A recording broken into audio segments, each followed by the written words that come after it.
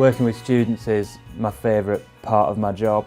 It makes me happy to come to work in the morning. We use so many techniques that can be applied to objects from so many different time periods. All of the microscopes that we use here in the LMF are light microscopes, which use visible light and a series of lenses to magnify small structures to enable you to study them. The job is mainly for bespoke glassware, something that you cannot buy. A lot of the work that I do is done at high temperatures, so that would be up to 1600 plus degrees C. And then providing technical support to students to complete their work, for example using recording studio software like Cubase and composition software like Sibelius. The reasons that technicians are so important in higher education is because they're the constant, whether it's a case of teaching, research, special facilities. They are the people with the expertise that have developed that expertise over time. In situations where you're undertaking the research at the top level, it's important that the skills are to match that type of research. So in a case of where the academic, the PI, or even the postdoc requires a variety of state-of-the-art technology, research techniques, they would take so much time to learn them and gain the experience that the research programme will be over without any research being done. We have research staff and students from all over the university, mainly from the biological sciences, but we also get users coming over from the medical school, from chemistry, from physics. I feel like our staff are benefiting because I'm introducing some new concepts and new technologies, which perhaps hadn't been thought about in this discipline before. We work with undergraduates during their lab work, their dissertation. We work with master's students, again with lab work, dissertations and research projects.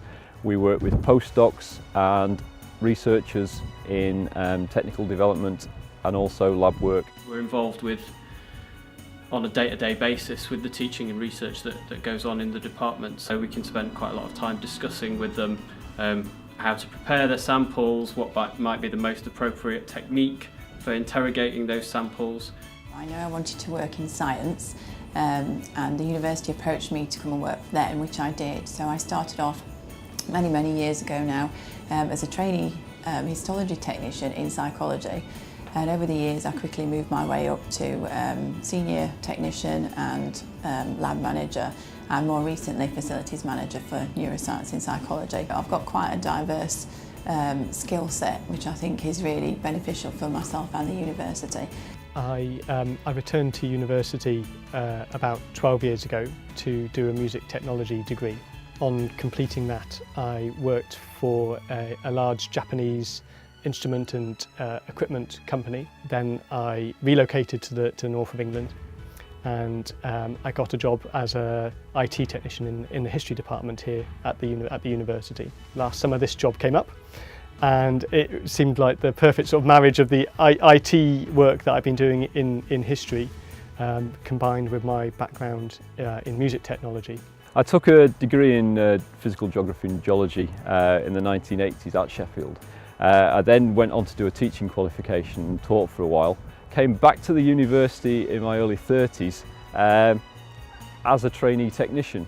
When the Earth Science department amalgamated with the Geography department, I moved to the Geography department. My skills were instantly transferable because my degree was in both departments. I am professionally registered as a registered scientist with the Institute of Science and Technology.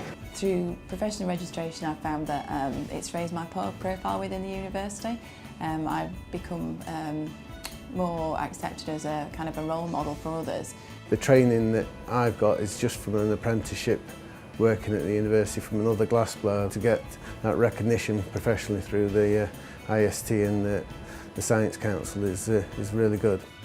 I absolutely believe that being professionally registered helps you not only with your being able to show and demonstrate a competency in that area, but it also motivates you to either work to that level or strive to get to a higher level. It's been really key, to be honest, in terms of getting promoted and getting a career award as well. People were early in their career as a technician.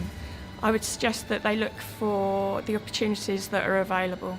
There's loads of them around, whether it's sort of looking at things like something that the IST offers or something that Heated offers, or schemes within their workplace. I suppose it's important to have a very broad range of experiences when you come into this position, and not just to be focused on research. I also think it's important to realise that you're not going to have all the answers to all the questions.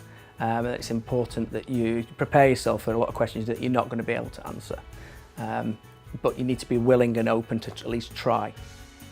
I think the favourite part of my job is problem solving, and also organising, the organisational aspect of it. Working with many researchers and technicians who all have a passion to progress the research, and also teaching students and passing that knowledge on.